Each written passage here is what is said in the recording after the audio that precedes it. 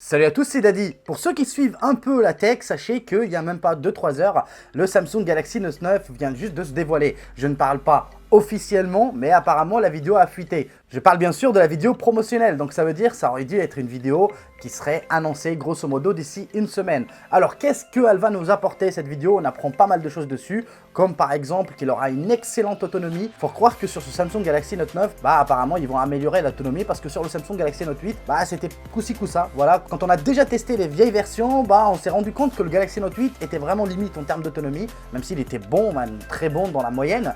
Mais voilà, on aurait espéré beaucoup mieux de la part de Samsung et apparemment cette année, Samsung aurait mis le paquet sur l'autonomie. Sachez que sur les specs techniques, il embarque exactement ce qu'on retrouve actuellement sur le Samsung Galaxy S9. Ça veut dire que dans la version européenne, vous avez l'Exynos et dans la version américaine, vous avez le Snapdragon 845. L'Exynos en Europe, c'est le 9810. Vous avez 6 ou 8 Go de RAM. Vous avez entre 64, 128, 256 et 512 Go de stockage. En plus de ça, vous avez la possibilité d'étendre le stockage via une carte micro SD.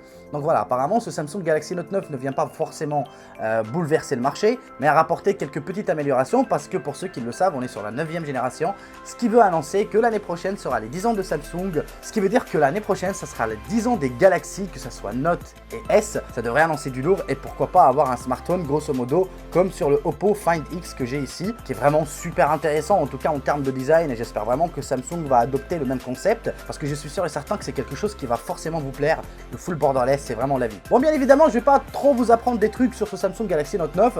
On va avoir un nouveau S Pen qui est en Bluetooth, qui devrait normalement apporter beaucoup plus de choses, comme par exemple faire des appels avec, ou par exemple passer la musique, etc.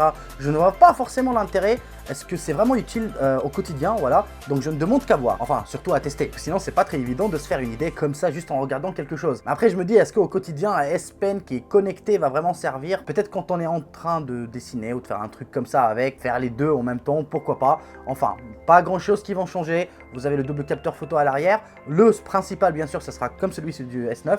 Donc ça veut dire que vous avez une ouverture variable f1.5 et f2.4. Donc ça veut dire qu'il sera excellent en plein jour comme en basse lumière, chose qui est très importante, surtout quand on a testé une boost pareille en photo. Bon voilà, pour les personnes qui souhaitaient vraiment voir un lecteur d'empreintes digitales sous l'écran, rêvez pas, malheureusement vous l'aurez pas sur cette version.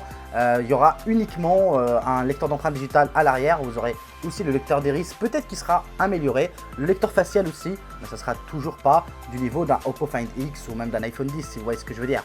Parce que je doute fort qu'il y aura la reconnaissance 3D ou encore un lecteur infrarouge pour faciliter l'utilisation en basse lumière. Donc voilà, j'ai pas surfé sur les specs techniques pour vous dire honnêtement. Je vais pas vous donner la taille de la batterie parce que ça n'a pas été mentionné, mais on s'en doute, normalement ça devrait être dans les 3800, 4000, voire même 4400 mAh, du moins on espère vu le gabarit du smartphone, sachant que celui-là propose du 3730 mAh, alors qu'il a tout un module rétractable, etc. Je pense que le Galaxy Note peut largement la proposer, une batterie de 4000, voire de 4400, sans aucun souci.